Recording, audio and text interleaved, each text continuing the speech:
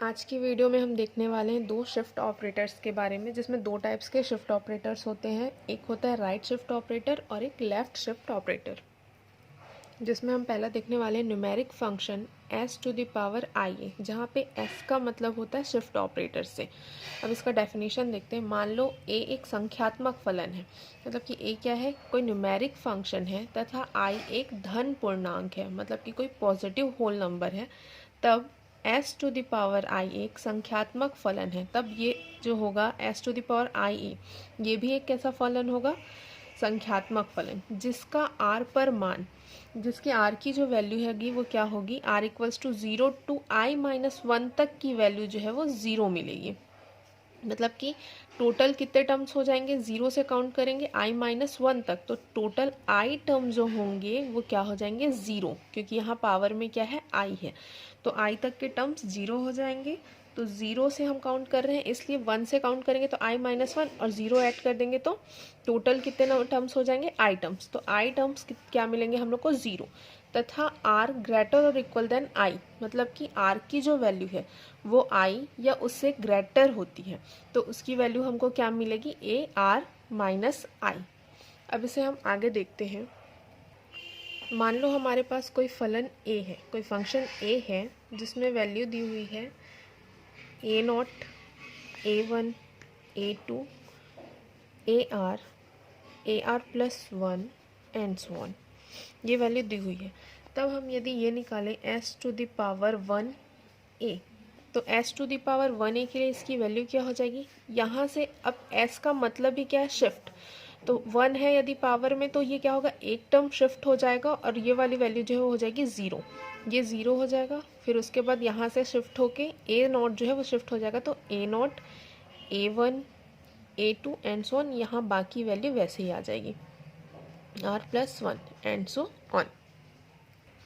अब ऐसे यदि मान लो हमारे पास हो s to the power 2a, तब 2 है तो यहाँ पे शुरू की दो वैल्यू जो है वो हो जाएगी 0, 2 टर्म्स में, बाकी आ जाएगा a0, a1 and so on, ar plus 1, ये मतलब कि जितना भी पावर में रहेगा उतनी वैल्यू जो है वो हो जाएगी इसकी 0, 0। अब यदि इसी ही हम i के लिए देखें तो s to the power i a equals to, अब मान लेते हैं हमें i टर्म्स इसका 0, 0 आ रहा, तो ये 0, 0 यहाँ तक कि ये एक i टर्म है, मान लो ये पूरा। उसके बाद आ जाएगा a0, a1, ar plus 1 and so on, मतलब कि ये जो सारे टर्म्स होंगे वो क्या होंगे, इसके i टर्म्स होंगे। तो ये i टर्म्स हो गए 0, 0, उसकी बाद की वैल्यू वैसे ही आ जाएगी, यहाँ से शिफ्ट हो जाएगी। अब देखते हैं हम इसे डिनोट कैसे करेंगे। तो सबसे पहले हम मान लेते हैं कि s to the power i a equals to b, तो b मानेंगे। तो यदि हम लोग को इसका rth टर्म निकालना है तो हम लिखेंगे बी आर इक्वल्स टू इसकी वैल्यू। जैसे कि यहाँ पे हमने देखा s to the power i a के लिए i टर्म्स पूरे क्या हो रहे हैं, 0, तो यहाँ हम लोग क्या ले लेंगे, 0 से लेके r की जो वैल्यू है i-1 तक, क्योंकि टोटल i टर्म्स होंगे। तो मान लो यदि हम लोग यहाँ पे पहले 0 से काउंट करें तो यहाँ पे एक 0 आएगी, बाकी वैल्यू 1, मतलब कि a0, a1, a2 इस फॉर्म में स्टार्ट होगी। तो एक वैल्यू जो है a0 से स्टार्ट होगी, बाकी i तक होगी। तो ये i तक की वैल्यू कितनी हो गई, i-1 ले रहे हैं, तो i-1 और ये काउंट हो जाएगा a0, तो ये टोटल कितनी हो जाएगी, i टर्म्स। तो इन i टर्म्स के लिए वैल्यू क्या मिल रही थी हमें, 0, इसलिए यहाँ लिख देंगे 0, 0 टू i-1 के लिए r की वैल्यू क्या हो जाएगी, 0। अब इसके बाद यदि r की वैल्यू ग्रेटर और इक्वल देन i हो, i या उससे बड़ी वैल्यू हो, तो उसके लिए हमको इसकी वैल्यू क्या मिल जाएगी, ar माइनस आई। अब ar माइनस आई कैसे मिलेगी, जैसे कि यहाँ तक का टर्म हम लोग को क्या मिल गया, 0 मिल गया। यहाँ फिर किससे स्टार्ट है, a0 से स्टार्ट है। तो जब ये a0 से स्टार्ट है तो यहाँ पे यदि हम r के जगह पे i पुट कर दे तो i माइनस आई क्या हो जाएगा, a0। वैसे ही ये पद हम लोग जब बढ़ाते जाएंगे वैल्यू तो यहाँ आगे का टर्म्स मिलते जाएगा, इसलिए यहाँ पे हम लोग रख रहे हैं r ग्रेटर और इक्वल देन i के लिए ar माइनस आई। अब यहाँ पे हमने एक एग्जांपल लिया हुआ है जिसमें ए आर इक्वल्स टू दिया हुआ है 1, जिसकी वैल्यू होगी आर की वैल्यू 0 to 10 के लिए, और आर ग्रेटर और इक्वल देन 11 के लिए वैल्यू आएगी 2। यहाँ पे हमें फाइंड करना है s to the power 7a के लिए। यहाँ पे हमारा न्यूमेरिक फंक्शन क्या दिया हुआ है, s to the power 7a। अब इसके लिए फाइंड करना है, तो ए आर दिया हुआ है, हमें क्या फाइंड करना है, बी आर। तो सबसे पहले हम क्या करेंगे, इसको ही इससे कंपेयर करके पहले लिख देंगे, उसके बाद उसे डिवाइड करेंगे। तो b are equals to value क्या हो जाएगी इसकी, अब यहाँ पे क्या आ रही है वैल्यू, जो वैल्यू इसके लिए आ रही इससे कंपेयर करके लिख देंगे तो 0। अब यहाँ क्या है, 0 लेस और इक्वल देन आर लेस और इक्वल देन, यहाँ पे क्या है, s to the power 7a, तो 7 माइनस 1 ये हो जाएगा 6। इसी से देखना है, बस हमें पहले इसको इसके लिए चेंज कर लेना है। अब उसके बाद है ए आर माइनस आई, तो ए आर माइनस 7, क्योंकि एस टू दी पावर क्या है 7 है, तो 7 आ जाएगा। फिर आर ग्रेटर और इक्वल देन 7 आ जाएगी वैल्यू। अब ये हमारा इस फॉर्म में चेंज हो गया, लेकिन हमको चाहिए किसके लिए, इसके लिए वैल्यू चाहिए, तो हम इसको क्या करेंगे, इस पार्ट में डिवाइड कर लेंगे। अब यहाँ पे देखिए, यहाँ पे 0 से 6 तक की वैल्यू क्या आ रही है, 0 ही आ रही है आर के लिए, तो यहाँ पे हम लिख देते हैं 0 0 लेस और इक्वल देन आर लेस और इक्वल देन 6। अब उसके बाद ग्रेटर और इक्वल देन 7 के लिए वैल्यू क्या आ रही है, ए आर माइनस 7। तो यहाँ पे हम यदि 7 पुट करें तो ये क्या हो जाएगा, 7 माइनस 7, 7 माइनस 7 मतलब कि ए नॉट, तो ये किसके बराबर होता है, ए आर। तो नॉट आर के जगह पे हम क्या पुट कर रहे हैं, 0। तो यहाँ इस वाले से अब हम देखेंगे कि 0 में क्या आ रहा, तो जब आर की value equal r equals to 0 है, तब वैल्यू यहाँ पे हमको क्या मिल रही, 1। तो मतलब कि ए नॉट इक्वल्स टू मिल जाएगा 1।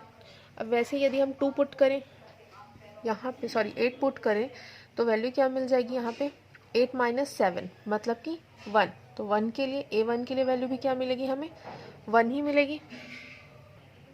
ऐसे यदि हम यहाँ पे 9 पुट करें तो 9 माइनस 7 2 आएगा, तो 2 भी क्या इसके बीच में आ रही वैल्यू, 0 to 10 के बीच में, तो A2 की वैल्यू भी क्या आ जाएगी, 1। मतलब कि 7 से लेके हम कहाँ तक जाएंगे कि वैल्यू 1 आएगी। तो यदि हम लोग यहाँ पे 17 पुट करें, 17 माइनस 7, तो A17 माइनस 7 मतलब कि वैल्यू क्या आ जाएगी, A10। तो A10 में यहाँ पे आर की जगह पे क्या है, 10 इक्वल्स टू 10 है, तो इसकी वैल्यू क्या मिलेगी, 1 मिलेगी। तो A10 तक की वैल्यू ही क्या मिल रही, 1 मिल रही, इसलिए हम यहाँ पे लिख देते हैं 1। वैल्यू क्या होनी चाहिए आर की, 7 to 17 के बीच, तो आर 7 लेस और इक्वल देन आर लेस और इक्वल देन 17, मतलब कि 7 to 17 के बीच की वैल्यू हमको मिलेगी 1। यहाँ पे पुट करके देखते जाना है। अब उसके बाद की जो वैल्यू है वो क्या मिलती है, ये देखते हैं। तो जैसे कि यहाँ पे 17 तक की वैल्यू पुट करने पे क्या मिल रहा, 1 मिल रहा। वैसे यदि यहाँ पे हम लोग 18 पुट करें तो 18 माइनस 7 क्या आ जाएगा, 11। तो A11 पे यहाँ पे वैल्यू क्या मिल रही है, हमें 2 मिल रही, तो इसके लिए हम लोग को क्या मिल जाएगा, यहाँ 2। वैसे ही 18 के बजाय यहाँ पे हम यदि 19 पुट करें तो 19 माइनस 7, तो हम लोग को इसमें 12 आ जाएगा। 12 में से 12 के लिए भी वैल्यू क्या मिलेगी, 2 मिलेगी। अब आर की जो वैल्यू है क्या, ग्रेटर और इक्वल देन 11, 11 से सारी बड़ी वैल्यू के लिए क्या मिलेगी, 2। तो सारी बड़ी वैल्यू के लिए यहाँ पर 2 आ रहा है, इसलिए हम लोग लिख देंगे आर ग्रेटर और इक्वल देन 18। तो ये मिल गया हमको इसकी बी आर की वैल्यू। अब हम देखते हैं numeric function S to the power minus I A के लिए। तो माना ए एक संख्यात्मक फलन है, तब S to the power minus I A के लिए बी आर इक्वल्स टू क्या होता है, ए आर प्लस आई। तो यहाँ पे सिर्फ सिंपल सा है, बी आर की जो वैल्यू होगी वो होगी ए आर प्लस आई के बराबर। अब इसके लिए हमने एक एग्जांपल लिया हुआ है जहाँ ए आर इक्वल्स टू दिया है 1 और 2, मतलब कि 1 कब आएगी वैल्यू, जब आर की वैल्यू 0 to 10 होगी तो 1, और आर की वैल्यू जब ग्रेटर और इक्वल देन 11 होगी तब वैल्यू आएगी 2, जिसको हमें फाइंड करना है s to the power minus 5a के लिए।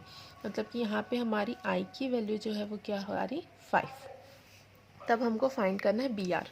तब इसका बी आर क्या हो जाएगा, बी आर इक्वल्स टू, इसकी वैल्यू हम डायरेक्ट निकाल लेते हैं यहाँ से। देखो A are plus I, A are plus I दिया हुआ है, तो हम इसको क्या लिख लेते हैं, ए आर की जगह पे आर वैसे ही रहने देते हैं, आर प्लस 5।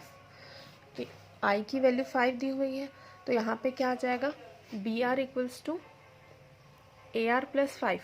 तो आर के जगह पे यदि हम क्या पुट करेंगे, यदि हम यहाँ पे पुट करते हैं 0, तो 0 पुट करने पे वैल्यू क्या मिलेगी 1, तो A5 की वैल्यू क्या मिल रही है हमें 1। अब यदि यहाँ हम R के जगह पे यदि 1 पुट करें तो ये क्या हो जाएगा 6, तो A6 यहाँ से देखो 0 to 10 की वैल्यू क्या है 1 है, तो 6 के लिए भी 1 ही होगी। यदि हम यहाँ पे 5 पुट करें तो 5 + 5 क्या हो जाएगा 10, तो A10 मतलब कि R की वैल्यू यहाँ पे क्या आ जाएगी इसके लिए 10, तो 0 to 10 के लिए 1 है, तो यहाँ 5 तक की वैल्यू यदि हम 1 to 5 तक R की वैल्यू पुट करें 0 to 5 तक, तो हम लोग को क्या मिल जाएगा 1, इसलिए यहाँ पे आ जाएगा 1, क्योंकि हम एक एक करके यहाँ पे 0 से लेके 5 तक की वैल्यू पुट करेंगे तो ये वाली वैल्यू ही मिलेगी। अब उससे बड़ी वैल्यू यदि हम पुट करते हैं, मान लो यहाँ पे हमने 6 पुट कर दिया, तो 6 + 5 क्या हो जाएगा 11, और 11 किसके लिए क्या 11 के लिए क्या मिल रहा है हमको वैल्यू यहाँ पे 2, तो यहाँ पे आ जाएगा 2, इसलिए यहाँ हम लिख देंगे R > 6। अब 6 के बजाय यदि हम 7 पुट कर दें तो 7 के लिए भी क्या हो जाएगा 7 + 5 12, तो 12 के लिए भी वैल्यू क्या मिलेगी 2, इसीलिए हमने यहाँ रखा R > 6 के लिए। तो सारी वैल्यू इस क्वेश्चन में हमें यहाँ पे R के जगह पे पुट करके देखना है कि यहाँ से वैल्यू क्या मिल रही है R की, और फिर उस वैल्यू को हम यहाँ पे लिख देंगे। तो ये हमारा मिल गया s⁻⁻ IA के लिए। तो ये वाली टॉपिक हमारी यहाँ पे होती है कंप्लीट।